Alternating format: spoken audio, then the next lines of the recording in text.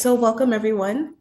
Today we have Dr. Bill and Aiden joining us to discuss their collaborative work on analyzing US job deficits through macroeconomic research.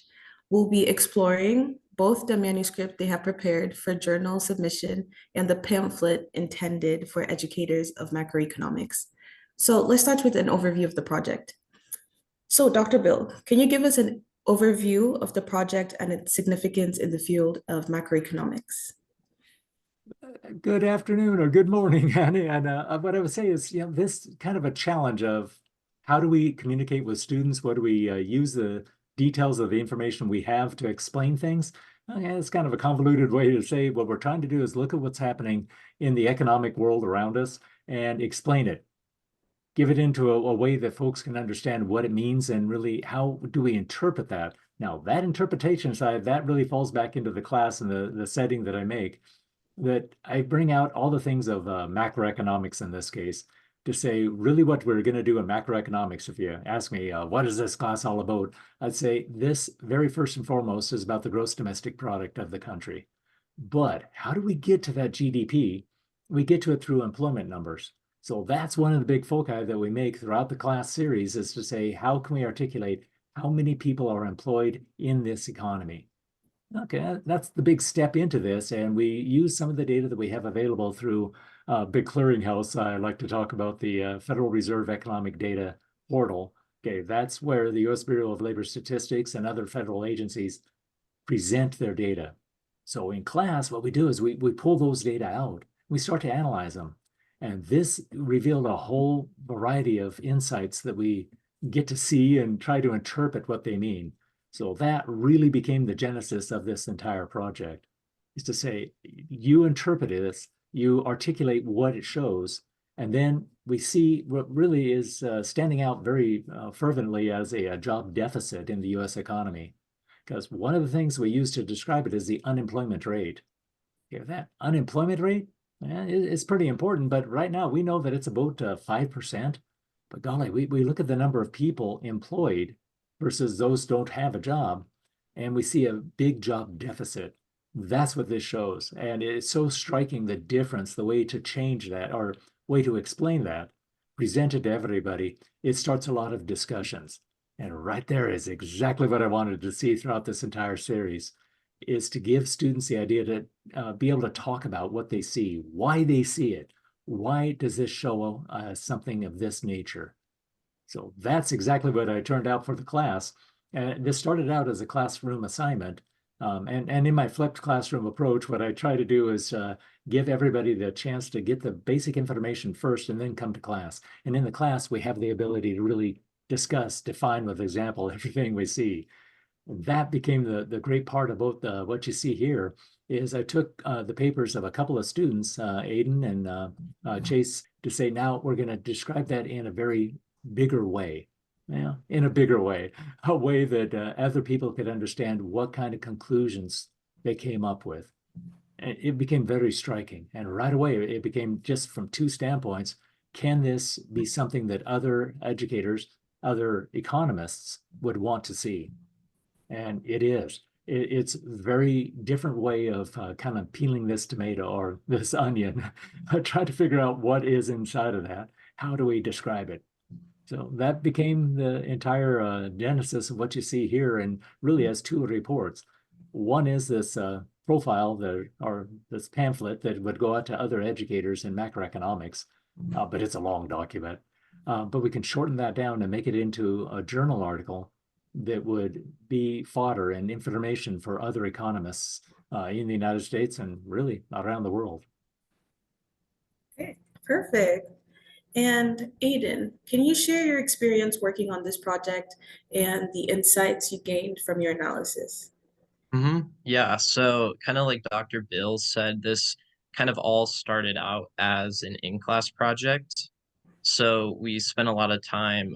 Well, he first introduced us to the Federal Economic Data, the FRED site, and that's where we could, that's where all the data was. And he kind of taught us how to make that data in Excel and get those charts, how to produce them yourself. So that kind of made the data more valuable because you're able to, like, when you're working with it, you kind of have a better understanding of what's happening. And so with that, we kind of we made the graph, and then we made the trend line. And the trend line is what really kind of opened up our eyes to everything, because there's just this huge deficit in employment. And um that's kind of where we have these questions like, why is this happening? Why can't we see what we saw in the past? And through that, we were able to find a lot of insights on the 2008 Great Recession, the 2020 COVID recession, and even some immigration and the labor force age. So a lot of good stuff from that. Perfect, thank you. So, Dr. Bill, what were some of the challenges you faced while integrating student research into the comprehensive manuscript? Well, that's a very good question, because the challenge then is to take what the students did, given the insights they had, just like Aiden just said, talking about that trend line. It's really a different way to analyze these data, different tools that we have available. So pulling that out and starting to write up kind of my approach on this.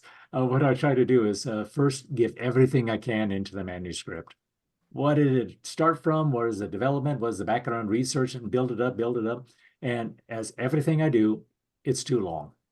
Just like my classes. If I go off the script, man, it's going to be a long class because I just can't stop talking. But okay, so here's why I step into this whole round, is to say, now what I ended up with is about a, oh golly, 25-page document.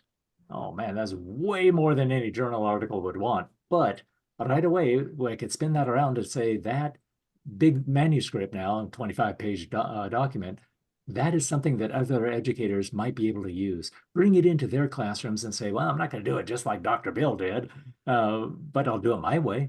And using this as a catalyst to say, this is a way that can spur some thoughts in other educators, and they're going to come up with different results, which is fantastic.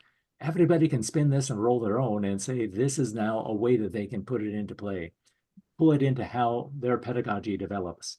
So along with that, now my first goal was to make that journal article, which, okay, I can do it, but now what I can do is trim that article down. That gives me the ability to have the two different documents going hand in hand. So that's the approach. And right now we've got the feelers out to a couple of economics journals asking if they have interest in this. And I know, being at the end of the school year and coming into summer, that some of the journals may have a little bit of a lag time before they can act on this, but that's all right. We're getting it developed and making sure that it becomes part of the lexicon of how we do our business. Okay, thank you. So, Aiden, can you elaborate on how the flipped classroom model and experiential learning approach influenced your research findings? Yeah, so the flipped classroom approach is kind of where we're just, he's assigning us, we have a chapter to read every class, or every Tuesday. So once a week, you're reading the chapter, then you're watching the lecture video. And for this project, it was really helpful because we kind of had that like baseline info on, like what can happen within employment, and the different types of unemployment and other things that can like affect employment levels. And it was good to go into class having that knowledge, because when we get this project, and it's a project where we're kind of the experiential learning, like it's hands-on, we're making the graph. And that's kind of where it all ties together, because you have that background info, and now that you have the data, you're creating questions for yourself that in turn you can go answer. Great, thank you. Mhm. So, Dr. Bill, why did you decide to create both a journal article and a pamphlet for educators? And how do you envision these two formats being used? Well, I went into the process of saying this manuscript that we've developed now together, and working with the students who are part of making this all happen. Bringing that into the journal article and into the pamphlet is the idea that there it puts it into a phase that other people can use it. Okay, on the one side, you got the journal articles. Okay, that goes out to the big broad world, and they don't get the background story on how everything was developed. That becomes quite a bit of a challenge as we start to bring in, the professor has an article, but then with students as the co-authors, we're bringing in a lot more depth of how they came up with those values. Just like Aiden was just saying, it is the experiential learning of doing things in the classroom, doing things on their computers, in their own minds. And as soon as they can start to articulate that and bring it out, that is the value of that pamphlet that we're talking about. Sideline that with the actual journal article that would be published, that's going to be a thinner picture. So it becomes something that they have to get value out of that shorter, much, much shorter document. We're talking about something that may be 10,000 words for the pamphlet, but a journal article wants 2,000 words. So holy cow, you're down to a fifth of the size, and right away you just start to hit it with saying, how much value can I really parse out of this? That's why the pamphlet. That's why other educators, and it's going to start here in Spokane Falls Community College, and then be trickling out from there so that educators who want to use this kind of an approach can really make it a part of their teaching portfolio. Thank you. All right, Aiden, what were some of the most surprising findings or moments for you during the research project? I think for me the most surprising find was just how large the deficit was. Like, because right now we're sitting at a place where unemployment is at 3.9%, which, if you think about it, like that's better than perfect because we're supposed to be shooting for a 5%. And to find out that there's 64 million people like that are, not employed right now based on trends that we'd seen in the past was really surprising. And I think just another one that was super surprising was just how much just investments in technology have really affected employment because, whether just how important immigration and the aging labor force are, just really surprising to see how that like now that the labor force is older, there's less people in the workforce right now, and just how immigration can affect some of those lower skilled jobs as well. Okay, thank you. All right, so Dr. Bill, how do you plan to disseminate the findings of this research to a broader audience, and what impacts do you hope it will have? Well, how do I want to disseminate this? Well, that in one side, it's the saying, if you build it, they'll come. Doesn't work like that at all. But what I can say is that if you can put this out into two different profiles there, one is a journal article. They get wide dissemination, especially the Journal of Economics and Economic Research. That kind of a journal gets a lot of readership. And the biggest value there is if we get the journal article published like that, then we can have a link to a portfolio page or profile page where educators could come to the bigger document and grab it that way. But really trying to make them go through a lot of websites to find the document, it's not going to work so well.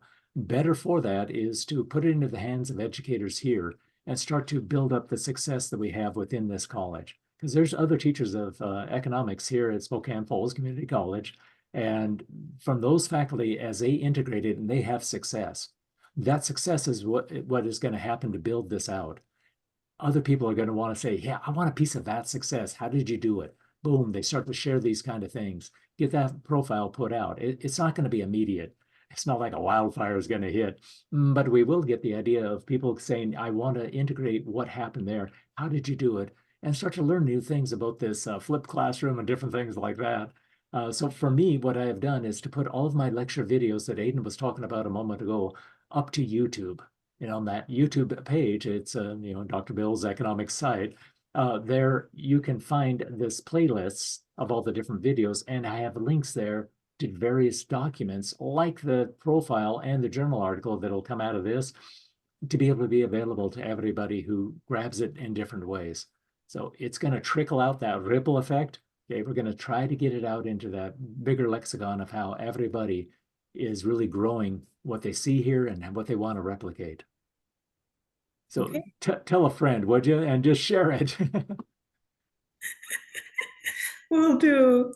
All right, and lastly, Aiden, what advice would you give to other students who might be interested in participating in similar research projects?